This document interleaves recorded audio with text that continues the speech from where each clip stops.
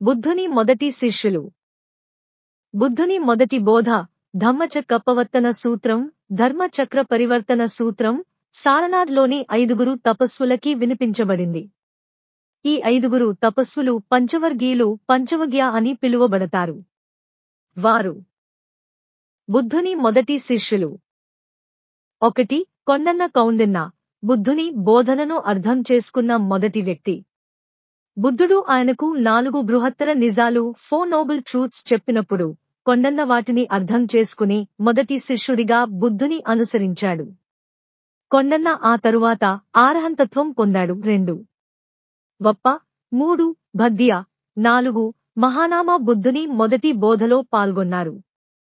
అస్సజీ ఆస్వజిత్ బుద్ధుని మొదటి 5 శిష్యులలో 5వవాడు. ఈ 5 సిద్ధార్థునితో తీవ్ర సత్యాన్వేషణ చేశారు. బుద్ధుడు జ్ఞానాన్ని ఆర్జించిన తరువాత తన జ్ఞానాన్ని మొదట తన పూర్వ సహచరులతో పంచుకున్నాడు. వారే తన మొదటి శిష్యులయ్యారు.